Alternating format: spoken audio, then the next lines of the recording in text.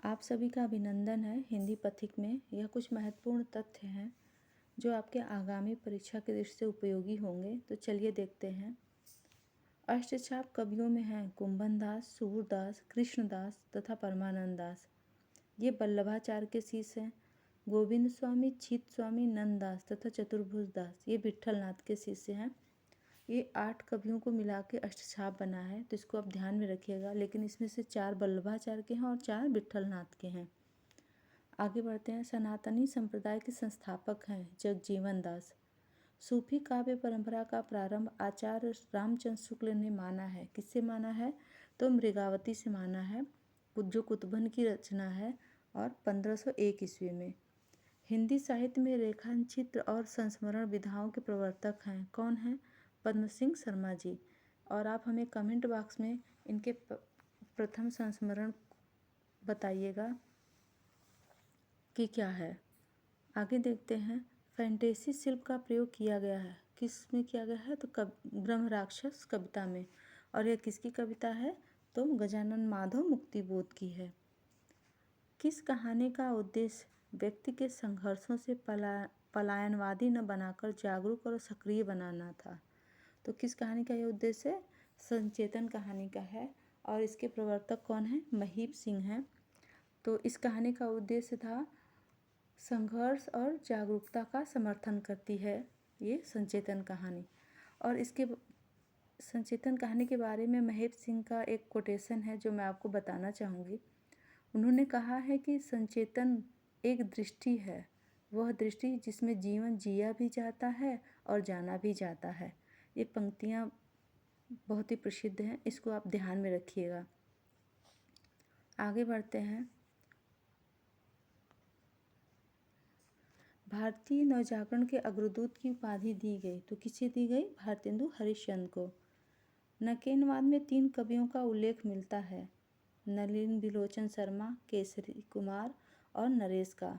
हम आपको बता दें कि नकेन, इन 3 के पहले अल्फ़ाबेट से ये नकेन बना है। न से नलिन और के से केसरी कुमार और न से नरेश। इसको आप ध्यान में रखिएगा। और नकेनवाद को एक और वाद कहा जाता है, प्रपद्यवाद। इसको आप ध्यान में रखिएगा। आगे बढ़ते हैं। किसे हिंदी साहित्य सम्मेलन की तरफ से कवि भूषण की उपाधि दी गई थी? तो कवि भूषण की उपाधि श्रीधर पाठक को दिया गया था। और हिंदी में ये स्वच्छंदतावाद के जनक भी कहे जाते हैं, तो इसको आप ध्यान में रखिएगा। ज्ञान राशि के संचित कोश का नाम साहित्य है। यह कथन किसका है? तो यह कथन महावीर प्रसाद द्विवेदी जी का है। आगे बढ़ते हैं। कल्पना का महत्व सर्वाधिक दिखाई देता है, तो किसमें कल्पना का महत्व सबसे ज़्यादा दिखाई देता है? तो स्वच्छंदतावाद में। और अभी हम लोग आगे पढ़े कि स्वच्छंदतावाद के जनक कौन है हिंदी में, तो श्रीधर पाठक है। आगे बढ़ते हैं। कवियों का वृत्त संग्रह कहा गया है। किसे कहा गया है कवियों का वृत्त संग्रह? तो शिव सिंह सरोज को। यह किसकी रचना है? शिव सिंह सेंगर की। आगे देखते हैं। द्विवेदी युग को जागरण सुधार काल का नाम किसने दिया? तो किसने दिया था? डॉक्टर नगेंद्र ने दिया था अपने संपादकीय इतिहास हिंदी साहित्य के इतिहास में। नाथूराम शर्मा शंकर की उपाधि है कविता, कामनी और कांत। ये अक्सर अपनी कविताओं को शंकर नाम से लिखते हैं, तो आप इनका पूरा नाम याद रखिएगा, नाथूराम शर्मा शंकर। और इनकी उपाधि है कविता, कामनी और कांत। आगे बढ़ते हैं। द्विभाषी पत्र था। कौन सा द्विभाषी पत्र था? समाचार सुधावर्षण, और जिसके संपादक हैं श्याम सुंदर सेन। और ये प्रकाशित किस सन में होता था? 1854 ईस्वी में। द्विभाषी का शाब्दिक अर्थ हम आपको बता दें कि 2 भाषाओं से मिला हुआ।